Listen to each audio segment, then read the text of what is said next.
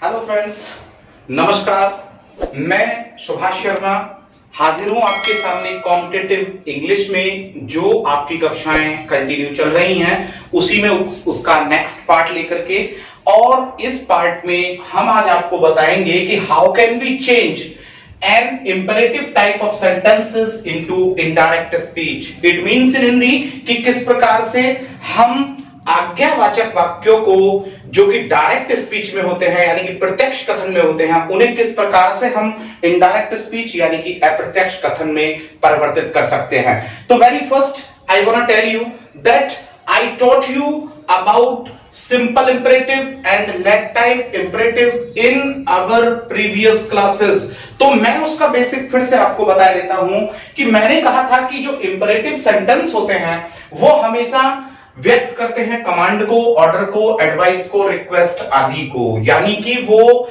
किसी भी आदेश को, सलाह को या प्रार्थना को व्यक्त करने के लिए प्रयोग में लाए जाते हैं। सेकंड कहा था कि it does not gate and with a question. देखिए, ये समाप्त नहीं होता है किस पर, ना ही तो किसी क्वेश्चन मार्क पर होगा, ना ही एक्सक्लेमेटरी यानी कि आश्चर्यबोधक चिन्ह पर, और ना ही ये ऑप्टेटिव मार्क पर समाप्त होगा। तो मैं बता दूं कि इसमें हम क्वेश्चन, एक्सक्लेमेटरी और ऑप्टेटिव साइन यानी कि जो मार्क होते हैं उनका प्रयोग नहीं करते हैं। इसे हमेशा हम फुल स्टॉप पर एंड करते हैं। किस पर करते हैं? फुल स्टॉप पर। तो ये तो बेसिक थे कि जो मैं आपको पहले कक्षाओं में भी बता चुका हूं। आप इसको देखने के लिए, आप इसको अच्छे से समझने के लिए जो मैंने आपको कक्षा दी थी पहले इंपेरेटिव सेंटेंस पर बेस्ड थी, तो उसमें आप इसके बेसिक सभी समझ सकते हैं। तो अब हम यहां से आगे बढ़ते हैं, how to change a direct speech related to simple imperative और let type imperative into indirect speech। तो आज हम इंपेरेटिव टाइप ऑफ सेंटेंसेस को इनडायरेक्ट स्पीच में चेंज करना सीखेंगे। तो देखिए, इसमें मैं आपको सबसे पहला जो यहां पर पॉइंट है वो बता देता हूं कि हमको सबसे पहले क्या करना है। देखिए, यदि हमारी रिपोर्टिंग स्पीच है और जो हमारा रिपोर्टेड स्टेटमेंट या रिपोर्टेड स्पीच है, देखिए आप समझ लीजिएगा, मैं बार बार इन पर चर्चा कर रहा हूं।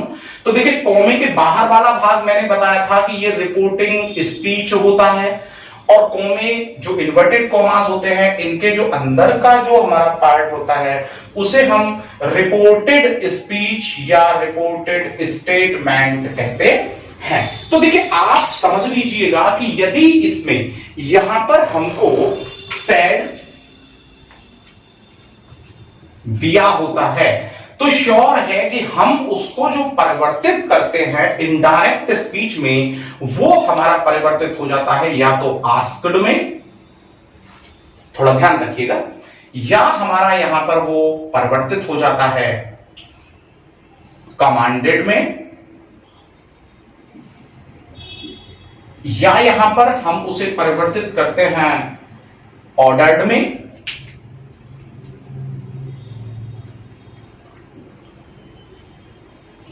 यदि वाक्य हमारा नेगेटिव होता है और हम उसमें नॉट का प्रयोग नहीं करते हैं तो हम उसको चेंज कर सकते हैं फॉरवर्ड में, मना किया, या हम प्लीज वाले वाक्यों को जो रिक्वेस्ट शो करते हैं तो हम उन्हें रिक्वेस्टेड में यूज करेंगे। ठीक है, तो इन सभी शब्दों में हम परिवर्तित करेंगे किसको? सैड को, याद रखिएगा। ठीक है ना, इस सैड को हम परिवर्तित कर देते हैं आस्क्ड में, कमांडेड में, ऑर्डर्ड में, फॉरवर्ड में, रिक्वेस्टेड में। लेकिन ये बात भी आपको याद रखनी है कि यदि यहां पर ये प्रेजेंट में दिया है, सपोज कीजिए यहां पर सेज दिया है, तो सेज दिया है तो वो आस्क्स हो जाएगा, कमांड्स हो जाएगा, ऑर्डर्स हो जाएगा, फॉरवर्ड्स हो जाएगा और रिक्वेस्ट्स हो जाएगा। ठीक है, यदि यहीं पर ही उसने दे दिया है विल से, ठीक है ना, तो विल से दिया है तो वो will ask, will command, will order, will forward या विल रिक्वेस्ट में वो परिवर्तित हो जाएगा। इसे अच्छे से समझने के लिए आप हमारे जो इसके पहले पार्ट्स हैं, जो हमने पहली और दूसरी इसकी कक्षाएं दी हैं, उन्हें आप देखेंगे तो ये आसानी से आपके समझ में आ जाएगी। ठीक है, अब हम यहां से फिर पुनः आगे चलते हैं। अब हमने समझा कि जो हमारा डायरेक्ट स्पीच है उसमें यदि सैड आया है तो उसे इनडायरेक्ट स्पीच में हम किस में परिवर्तित कर देंगे। अब देखिए यहां से आगे हम बढ़ते हैं किस तरीके से दूसरा इसमें पॉइंट बनाएं। तो देखिए इसमें जो सेकंड पॉइंट है वो यहां पर ये कहता है कि सेकंड पॉइंट में देखिए आपको कंजक्शन के रूप में एज अ कंजक्शन, देखिए मैं बता रहा हूं एज अ कंजक्शन यानी कि संयोजक के रूप में, समुच्चय बोधक अव्यय के रूप में you will have to use that और टू। देखिए कंडीशन के अकॉर्डिंग, सेंटेंस की स्ट्रक्चर के अकॉर्डिंग आप कंजक्शन के रूप में यहां पर या तो आप दैट लेकर के आते हैं या क्या लेकर के आते हैं, टू लेकर के आते हैं। और मैं बार बार कह रहा हूं कि कंजक्शन के रूप में, और कंजक्शन कब यूज किया जाता है, टू इरेज कॉमा और inverted commas we have to use a conjunction while creating an indirect object. Okay ना? तो चलिए अब हम यहां से थोड़ा और आगे देखते हैं। देखिए इसमें नंबर 3 पॉइंट यहां पर कहता है कि यदि आप प्लीज लेकर के आ रहे हैं, मैंने पहले भी कहा था यदि आप प्लीज वर्ड ले आए हैं तो आप 100% उसे किस में ले जाते हैं, रिक्वेस्टेड में ले जाते हैं। ठीक है ना? प्लीज को आप किस में ले जाते हैं, रिक्वेस्टेड में। ठीक है, ये बात आप याद रखिएगा। ठीक है, इसमें एक नंबर 4 और भी कंडीशन है, और नंबर 4 को आप समझ लीजिए कि इफ इंपेरेटिव सेंटेंस और if imperative type of direct speech is in negative mood, यदि वो नेगेटिव मूड में होता है तो हम उसका प्रयोग करते समय या तो लेकर के आते हैं नॉट टू, देन लेकर के आते हैं हम एक्शन फर्स्ट। ठीक है ना, इस तरीके से हम उसको इनडायरेक्ट में ले जाते हैं। और यदि हम इसे ऐसे नहीं ले जाते हैं तो हम नॉट के स्थान पर क्या इस्तेमाल कर देते हैं, फॉरवर्ड। ठीक है ना, और यहां पर जो भी हम ऑर्डर या कमांड या रिक्वेस्ट तो सभी में ही आएगा अगर प्लीज दे दिया है तो, नहीं तो हम फिर इस फॉरवर्ड के साथ में जो ऑर्डर लेकर के आते हैं, ऑर्डर्ड, या हम लेकर के आते हैं कमांडेड। ठीक है ना, या हम लेकर के आते हैं एडवाइज्ड। ठीक है ना, इनका प्रयोग हम इस नोट टू के साथ तो कर सकते हैं। ठीक है, लेकिन अगर आप फॉरवर्ड ले आते हैं तो फॉरवर्ड के साथ आपको याद रखना है कि हम इनका प्रयोग नहीं करते हैं, केवल फॉरवर्ड इनका स्थान ले लेता है। लेकिन यदि हम नॉट टू लेके आते हैं तो हमको ऑर्डर्ड, कमांडेड या एडवाइज्ड का प्रयोग इनडायरेक्ट स्पीच क्रिएट करने में लेना ही पड़ता है। चलिए अब हम यहां से फिर से आगे बढ़ते हैं और देखते हैं कि अब हम यहां से आगे कैसे बढ़ेंगे एग्जांपल्स के थ्रू। एग्जांपल्स यहां पर क्या कह रहे हैं उन्हें हम थोड़ा सा देखते हैं। अब यहां पर हम एग्जांपल नंबर 1 पर चर्चा करेंगे। तो देखिए यहां पर जो एग्जांपल नंबर 1 में यहां पर लिख रहा हूं, देखिए मैं आपको बता देना चाहता हूं, देखिए अब मैं यहां पर डायरेक्ट स्पीच लिख रहा हूं और यहां पर मैं लिख रहा हूं Sunita said to me, Sunita said to me. और देखिए यहां वो क्या बोल रहा है, Sunita said to me open the door. देखिए जरा ध्यान दीजिएगा, Sunita said to me open the door, Sunita ने मुझसे कहा दरवाजा खोलो। अब जरा यहां पर आपको समझने की जरूरत है कि सुनीता ने मुझसे कहा कि दरवाजा खोलो, ये डायरेक्ट स्पीच है, आप समझ रहे होंगे। जब हम इसका इनडायरेक्ट स्पीच बनाते हैं तो हम कहेंगे सुनीता, और जो हमारा सेड टू है उसे हम किस में ले जाएंगे, सुनीता ने मुझको ऑर्डर दिया है तो सुनीता ऑर्डर्ड मी। ओके, कॉमा और इन्वर्टेड कॉमा को हटाने के लिए मैंने कहा था कि हम या तो टू का प्रयोग करते हैं या दैट का वाक्य के अकॉर्डिंग। तो हम कहेंगे कि सुनीता ने मुझसे दरवाजा ओपन करने को बोला, तो दरवाजा ओपन करने को बोला तो क्या लगाएंगे, को के लिए हम टू, और क्या कर देंगे open the door, to open the door. देखिए अगर हम यहां पर दैट लगाते तो श्योर है कि किसी भी सब्जेक्ट या ऑब्जेक्ट के बाद शुड जरूर यहां पर प्रयोग किया जाता, और वो मैं अभी आपको आगे बताने वाला हूं कैसे। ठीक है, अब हम यहां से नेक्स्ट एग्जांपल की ओर चलते हैं और एग्जांपल नंबर 2 यहां पर हम देख लेते हैं। तो देखिए एग्जांपल नंबर 2 को हम देखते हैं और देखते हैं कि एग्जांपल नंबर 2 क्या कह रहा है। तो देखिए यहां पर कह रहा है कि द कमांडर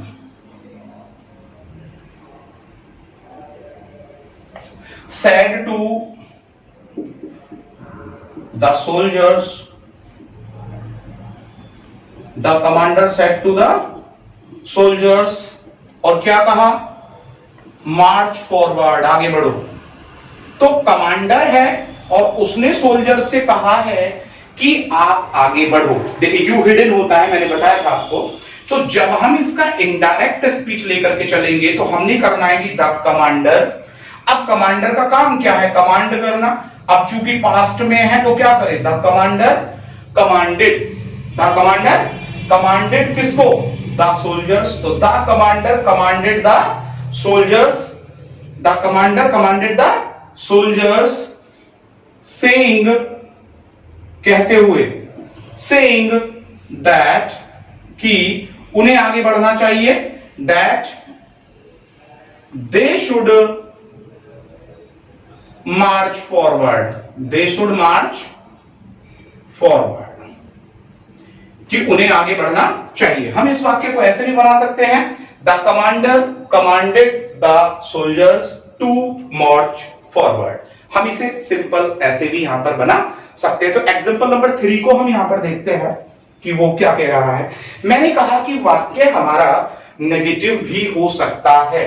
अब जब वो नेगेटिव हो सकता है तो हमें समझना पड़ेगा कि भाई हम फिर उस वाक्य को नोट टू के हिसाब से कैसे बनाएंगे और फॉरवर्ड के हिसाब से उसका तरीका जब हम इस्तेमाल करेंगे तो वो किस प्रकार से करेंगे। तो चलिए अब हम यहां से नेगेटिव वाक्य को देखते हैं, ठीक है। अब देखिए यहां पर वो नेगेटिव वाक्य में एक एग्जांपल यहां मैं लिख देता हूं, और एग्जांपल यहां पर कह रहा है कि my mother said to me, my mother said to me, ठीक है। और माँ ने मुझसे कहा है डोंट क्राई, चिल्लाओ मत। जरा ध्यान दीजिएगा वाक्य में, my mother said to me don't cry. तो आपको पता है कि ये इंपेरेटिव नेगेटिव है। तो यहां पर जब हम इसको इनडायरेक्ट में लेकर के जाएंगे तो मेरी माँ मेरे को बोल रही है, तो पहले तो मेरी माँ आदेश दे रही है, तो हम इसे सिंपल बनाए, my mother ordered, my mother ordered, ordered और किसको, मी, माय मदर ऑर्डर्ड मी। देखिए यहां पर my mother ordered me, my mother ordered मी, हमने यहां से ऑर्डर ले लिया मी, और आगे नेगेटिव है तो हमने क्या करना होगा, नॉट टू। देखिए दिया हुआ है, अगर ऑर्डर का इस्तेमाल किया तो नॉट टू, और क्या कर दे, नॉट टू क्राई, और वाक्य हमारा यहां पर ये सही हो गया और हम 1 अंक यहां पर प्राप्त कर लिए हैं। लेकिन मैंने कहा था इसी वाक्य को ही हम नेगेटिव में भी ले जाएंगे और वो और में ले जा सकते हैं। और जब हम इसे और में बनाते हैं तो हम इसे ऐसे बनाएंगे कि माय मदर, अब हम ऑर्डर नहीं लाएंगे, हम नॉट टू के स्थान पर क्या ला रहे हैं, फॉरवर्ड। तो हम इसे बनाएंगे माय मदर फॉरवर्ड, मेरी माँ ने मना किया, माय मदर फॉरवर्ड मी, मेरी माँ ने मुझसे मना किया। अब क्या मना किया, अब जब फॉरवर्ड आ गया तो यहां से नॉट हट गया तो क्या बचा, to, my mother forward me not to cry. तो यहां पर ये डायरेक्ट से इनडायरेक्ट स्पीच हमने कन्वर्ट कर दिया है। और आप इसे समझ गए होंगे कि यदि नेगेटिव वाक्य होता है तो हम उसे 2 प्रकार से बना सकते हैं। We can change a negative type of sentence with 2 types, ठीक है ना, 2 प्रकार से हम उसे परिवर्तित कर सकते हैं। चलिए अब हम यहां से और आगे बढ़ते हैं और फिर से हम यहां पर एक एग्जांपल जो है वो यहां पर देख लेते हैं, ठीक है। अब हम ऐसा एग्जांपल लेते हैं कि जिसमें हमारा वाक्य नेगेटिव भी हो और प्लीज भी दिया गया हो। तो हम क्या करेंगे ऐसी कंडीशन में, if a direct speech reported statement is negative with please, ठीक है ना, यदि प्लीज के साथ नेगेटिव है तो व्हाट शुड वी डू, तब हमें क्या करना चाहिए, तब हम क्या कर सकते हैं। तो देखिए यहां पर एग्जांपल देखिएगा। अब हम यहां पर लिख रहे हैं कि सीमा सैड, सीमा ने कहा, सीमा ने कहा, और चलिए मैं मान लेता हूं सीमा सैड टू हिज ब्रदर। सीमा ने किससे कहा है, हर ब्रदर से कहा है। सीमा ने किससे कहा है, अपने भाई से कहा है। और क्या कहा है उस पर अब थोड़ा सा हमें गौर देना पड़ेगा, ठीक है ना। तो चलिए, अब सीमा सैड टू हर ब्रदर, अब सीमा ने अपने भाई से कहा है डोंट प्लीज हमने कहा था प्लीज हम यहां पर यूज करेंगे, तो प्लीज, अब प्लीज के साथ उसने कहा don't make a noise here, don't make a noise, यानी कि शोर मत करो। अब जरा इस पे हम यहां पर अगर ध्यान दें तो आप समझ पा रहे होंगे कि ये इंपेरेटिव सेंटेंस है, नेगेटिव इंपेरेटिव सेंटेंस है विद प्लीज, यानी रिक्वेस्ट के साथ है। तो मैंने कहा था कि जब हमारा प्लीज यूज किया जाता है तो 100% हमें वहां पर रिक्वेस्ट तो लाना ही पड़ता है, ऑप्शन कोई नहीं रहता है। हम फॉरवर्ड के स्थान पर प्लीज का प्रयोग कर सकते हैं जहां पर नेगेटिव वाक्य दिया होगा, लेकिन प्लीज के स्थान पर हम फॉरवर्ड का, यानी कि there are no two swords in a said, एक मयाम में दो तलवार नहीं रह सकती हैं। तो जहां पर प्लीज दिया गया है वहां 100% आपको रिक्वेस्ट चेंज करना पड़ेगा, चाहे हम वहां ऑर्डर लाएं ना लाएं, फॉरवर्ड लाएं ना लाएं, लेकिन वहां पर हमको प्लीज को लाना ही पड़ेगा। कैसे लाना पड़ेगा चलिए ध्यान देते हैं। देखिए इसे हम बनाएंगे सीमा। अब सेड टू हर ब्रदर है और डोंट आ रहा है, तो अब जब प्लीज यहां दे दिया है तो हम यहां पर श्योर है कि क्या लाएंगे, रिक्वेस्टेड। हम ऐसा ना करें कि हम डोंट दिया है तो हम यहां फॉरवर्ड ले आए, फॉरवर्ड ले आए तो वाक्य गलत हो जाएगा 100%। तो सीमा रिक्वेस्टेड और क्या हो जाएगा, हर ब्रदर, सीमा रिक्वेस्टेड हर ब्रदर। अब आप जानते हैं कि फॉरवर्ड का ऑप्शन हमारे पास होता है नॉट टू, तो हम फॉरवर्ड के स्थान पर क्या ले आए, not to make a noise. समझ में आया? तो प्रिय भाई और बहनों, आप अच्छे से समझ गए होंगे कि सीमा रिक्वेस्टेड हर ब्रदर। अब हम यहां फॉरवर्ड नहीं ला सकते, क्यों नहीं ला सकते, क्योंकि हम रिक्वेस्ट लेकर के आ चुके हैं ऑलरेडी। तो Seema requested her brother not to make a noise. तो इस प्रकार से ये हमारा एक परफेक्ट इनडायरेक्ट स्पीच यहां पर बन जाता है। चलिए हम नेक्स्ट एग्जांपल की ओर चलते हैं और फिर से देखते हैं कि अगर वो सिंपल ही इंपेरेटिव दे देता है प्लीज के साथ में तो हम वहां पर क्या कर सकते हैं। देखिए वहां पर वो कह रहा है कि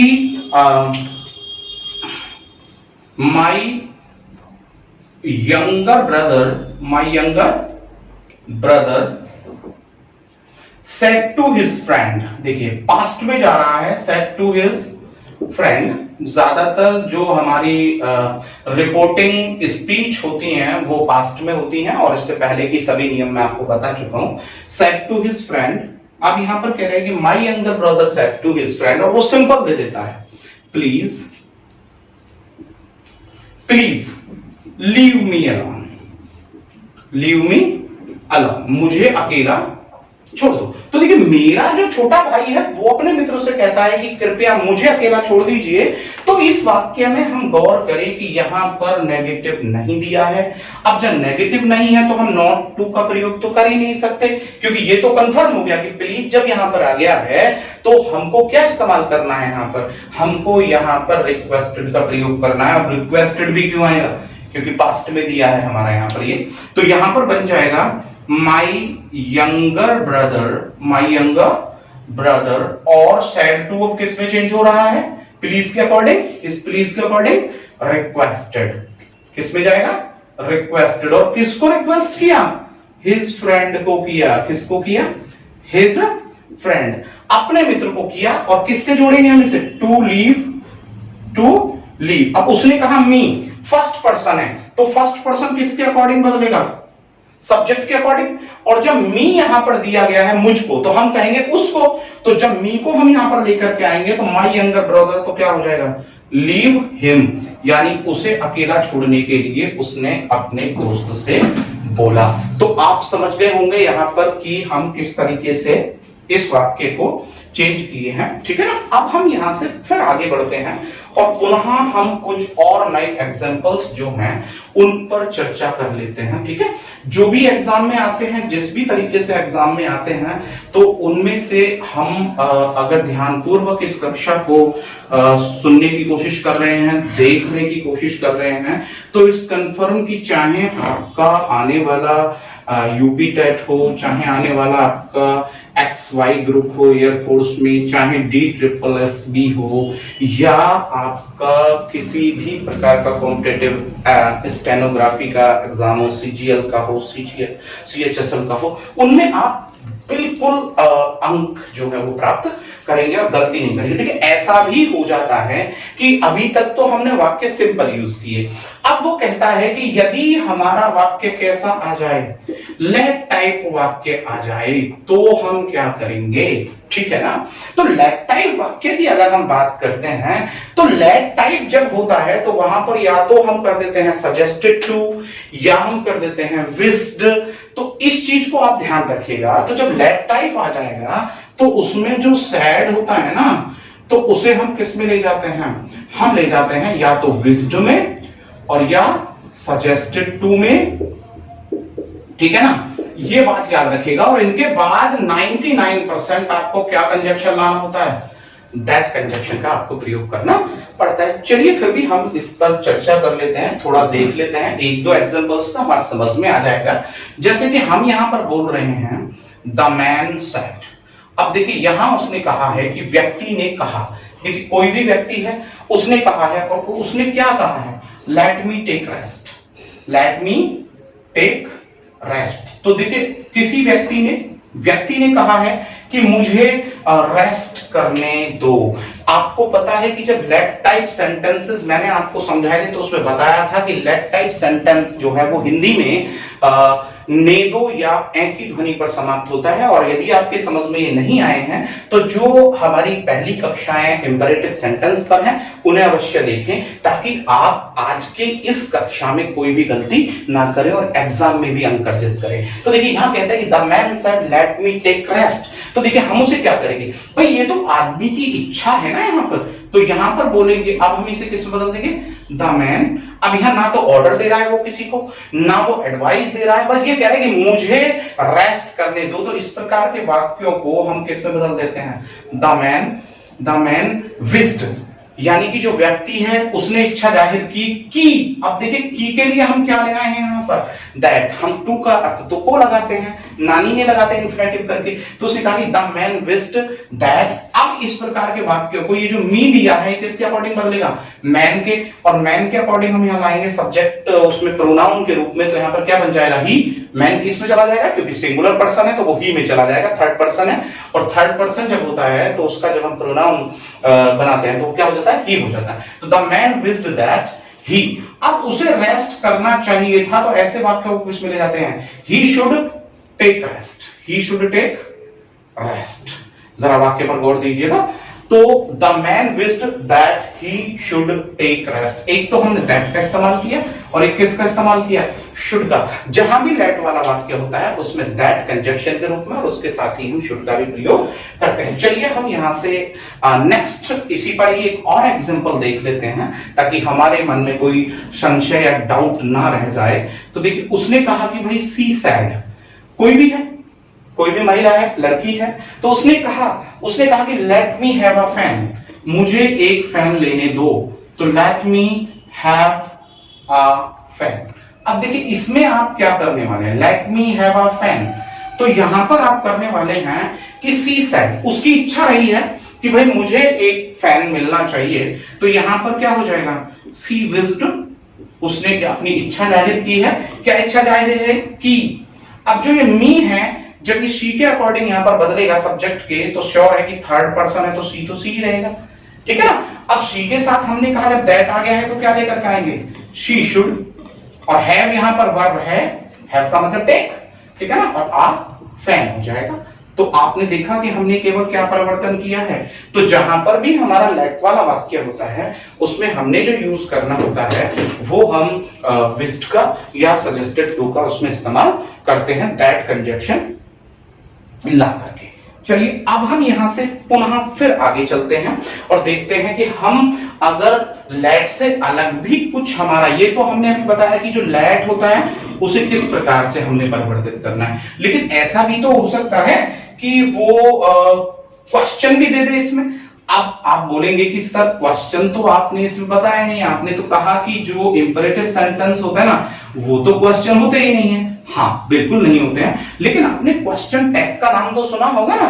क्वेश्चन टैग यदि उसमें दे दिया गया है तो फिर हम क्या करेंगे उसमें, तो देखिए इसमें जरा यहाँ पर देखते हैं, और वहां पर हम कहते हैं इसमें जैसे कि द गर्ल, देखिए यहाँ पर ध्यान दीजिएगा, द गर्ल।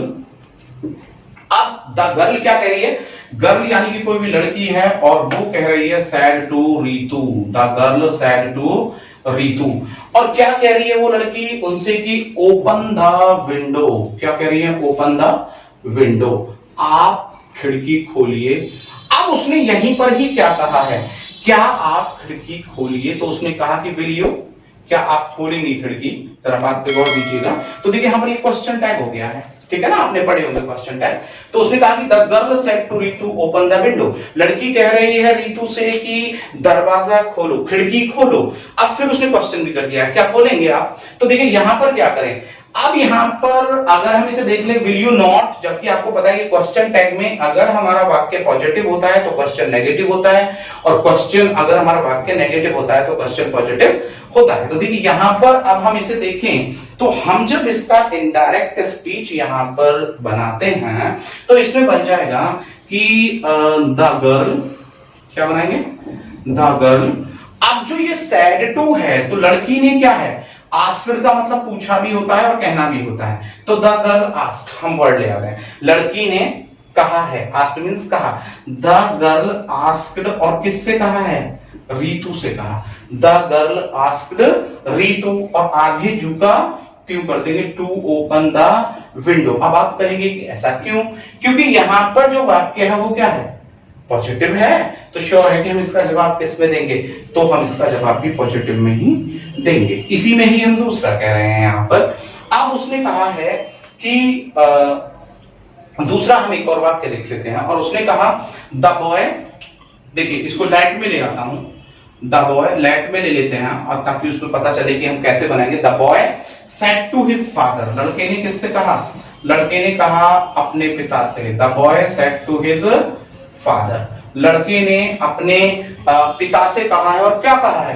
पिता से कहा है कि let me watch this movie, let me watch this movie. जरा गौर दीजिएगा इसमें, let me watch this movie, यानी कि मुझे आप यह मूवी जो है, ये चलचित्र जो है उसे देखने दें। तो पहले तो एक बात बताइए कि जब वहां पर लड़का कह रहा है अपने पिता से कि मुझे यह मूवी आप देखने दें, तो श्योर है कहीं ना कहीं रिक्वेस्ट का भाव भी तो आ रहा है कि वो अपने फादर से कह रहा है कि मुझे आप मूवी देखने दें। तो इसमें जो रिक्वेस्ट है वो दर्शाई नहीं गई है, प्लीज नहीं यूज किया गया है, लेकिन हम सेंस के अकॉर्डिंग यहां देख पा रहे हैं कि लड़का अपने पिता से कह रहा है मुझे आप ये मूवी देखने दें, तो कहीं ना कहीं रिक्वेस्ट आ रहा है। तो हम कहेंगे द बॉय रिक्वेस्टेड, किससे? हिज फादर, ठीक है ना। ऑर्डर के बाद, एडवाइस के बाद, रिक्वेस्ट के बाद, फॉरवर्ड के बाद, ठीक है ना, हम क्या नहीं लेकर के आएंगे यहां पर? तो the boy requested his father, और अब यहां पर हम कंजक्शन लेकर के आएंगे। अब उसने क्या रिक्वेस्ट किया? उसे वह मूवी देखने का, और देखिए देखने का, जब देखने का आ रहा है कि कहीं नहीं आ रहा है, तो हम यहां दैट अगर लगा देते हैं ना तो 100% गलत हो जाएगा। कैसे हो जाएगा अभी बताता हूं। तो the boy requested his father to watch, नहीं, टू एलो हिम, क्या आ जाएगा? टू एलो हिम, यानी इजाजत दे दें वो उसको, टू एलो हिम। अब देखिए टू के बाद हमेशा एक्शन फर्स्ट आता है, तो to allow him to watch, देखने की। अब दिस को किस में कन्वर्ट करते हैं? दैट में, और यहां पर क्या आ जाएगा? समझ में आया? तो to allow him to watch that movie. अब यहां पर क्या हो जाएगा? The boy requested his father that, लड़के ने रिक्वेस्ट किया हिज फादर से। अब अगर आपको दैट लगाना चाहिए यहां पर तो कहेंगे the boy requested his father that, और दैट के साथ क्या लगाएंगे? He should be allowed, he should be allowed, उसे परमिशन दी जानी चाहिए थी क्या करने की?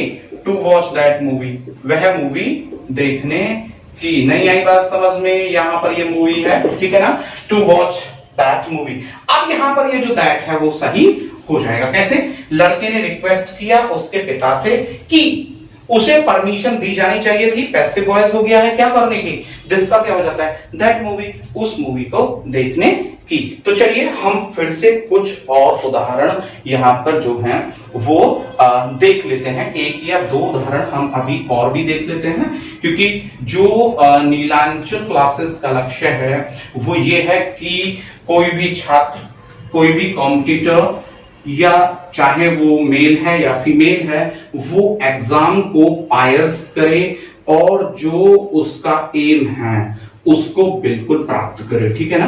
तो चलिए हम यहां से फिर से आगे बढ़ रहे हैं और इंपरेटिव सेंटेंस पर और हम एक या दो उदाहरण जो है वो देख लेते हैं। तो देखिए अब हम यहां से देखते हैं कि अगर और एग्जांपल्स हम देखें तो कैसे करें। ऐसा भी हो सकता है कि वो जो रिपोर्टेड स्टेटमेंट है यानी कि जो रिपोर्टेड स्पीच है उसको वो पहले वहां पर दिखा दे आपको एग्जाम में और आपको कंफ्यूज करने की कोशिश करे। तो कंफ्यूज वहां नहीं होना है और क्या कर सकता है, जैसे कि वो यहां कह सकता है कि प्लीज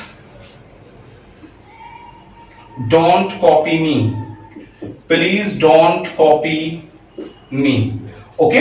और ये कौन कह रहा है ये देख लेते हैं। Rohit said to Arun.